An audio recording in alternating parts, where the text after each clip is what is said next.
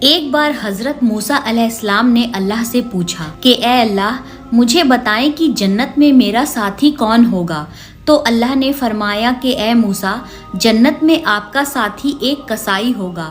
یہ سن کر حضرت موسیٰ علیہ السلام حیران ہوئے کہ یہ کیسا شخص ہے جسے جنت کی بشارت دی جا رہی ہے۔ آخر اس کسائی میں ایسا کیا ہے جس سے کہ اللہ نے جنت میں اسے میرا ساتھی بنا دیا؟ تو حضرت موسیٰ علیہ السلام اس کسائی سے ملنے اس کے پاس گئے اور فرمایا کہ اے شخص کیا آج رات میں تمہارا مہمان بن کر تمہارے ساتھ گزار سکتا ہوں؟ کسائی نے حضرت موسیٰ علیہ السلام کو نہیں پہچانا، لیکن مہمان نوازی کے جذبے سے خوشی خوشی انہیں اپنے گھر لے گیا۔ جب وہ گھر پہنچا تو اس نے ایک ہانڈی میں گوشت پکایا، پھر روٹی پکائی اور برتن میں کھانا لے کر ایک کمرے میں داخل ہوا۔ موسیٰ علیہ السلام پاس کھڑے بس اس کسائی کو دیکھے جا رہے تھے۔ جب وہ کمرے میں داخل ہوا تو کمرے کے ایک کونے میں ایک چارپائی پہ ایک بیمار بوڑھی عورت سوئی ہوئی تھی۔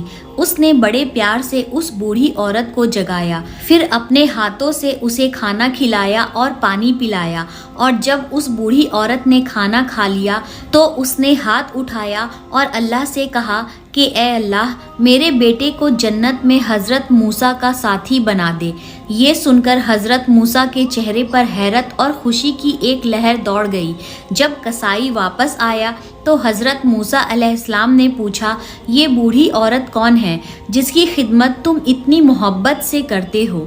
تو کسائی نے جواب دیا کہ یہ میری ماں ہے، وہ بہت بیمار اور کمزور ہو چکی ہے، وہ خود سے کھانا بھی نہیں کھا سکتی، اس لیے میں خود اپنے ہاتھوں سے انہیں کھلاتا ہوں، ان کے کپڑے دھوتا ہوں، ان کی ہر ضرورت پوری کرتا ہوں، اور جب میں ان کی خدمت کرتا ہوں تو وہ مجھ سے خوش ہو کر دعا دیتی ہے کہ بیٹا اللہ تجھے جنت میں حضرت موسیٰ کا ساتھی بنا دے۔ یہ سن کر حضرت موسیٰ علیہ السلام کے آنکھوں میں آنسو آ گئے اور انہوں نے فرمایا کہ اللہ نے تیری ماں کی دعا قبول کر لی ہے اور مجھے یہ بتا دیا ہے کہ تو جنت میں میرا ساتھی ہوگا۔ ماں کی خدمت کرنا سب سے بڑی نیکی ہے، ماں کی دعا کبھی رد نہیں ہوتی۔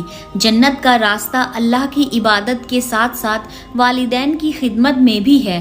اگر اللہ کو راضی کرنا چاہتے ہیں تو اپنے ماں باپ کی خدمت کریں۔